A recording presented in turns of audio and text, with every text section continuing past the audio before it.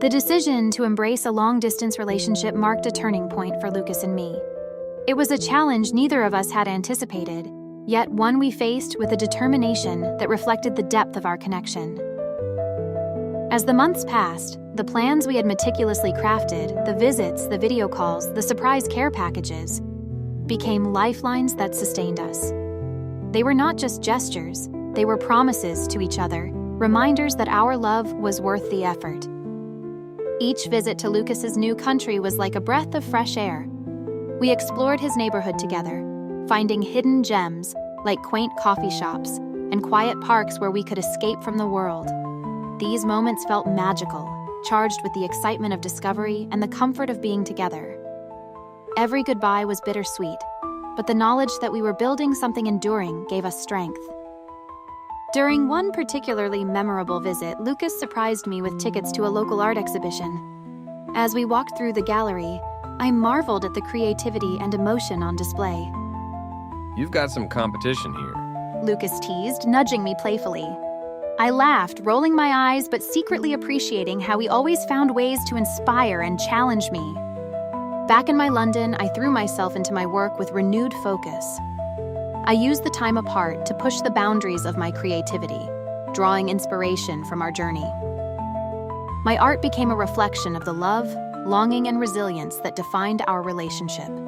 The pieces I created during this period were some of my most personal and heartfelt, and they garnered praise from colleagues and students alike. Despite the distance, our relationship grew stronger. We learned to communicate more openly, to express our fears and frustrations without letting them fester. Lucas's calm and measured approach balanced my fiery passion, and together we found a rhythm that worked for us.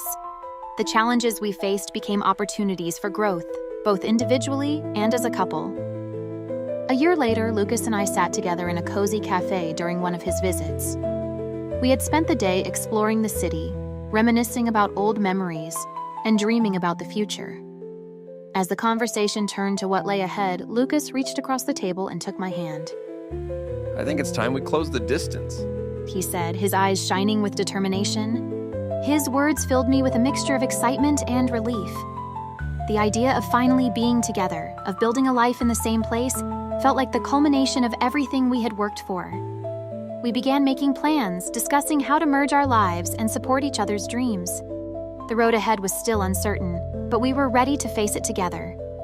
When the day finally came for me to move to Lucas's new home, it felt surreal. Packing up my apartment was bittersweet, but the promise of a new chapter made it easier. As I arrived at our new home, Lucas greeted me with a wide grin and open arms.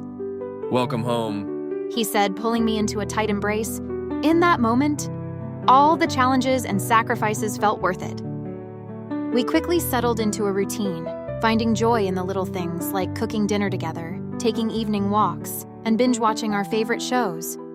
The love that had been tested by distance now flourished in the everyday moments we shared. It wasn't always perfect, but it was real, and it was ours.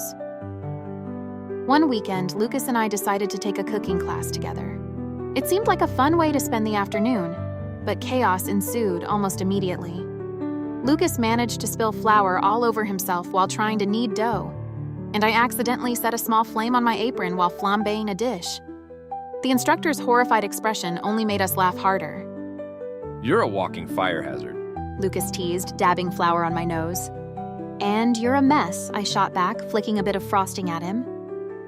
By the end of the class, we had made a disaster of the kitchen, but left with a tray of half-decent pastries and hearts full of laughter.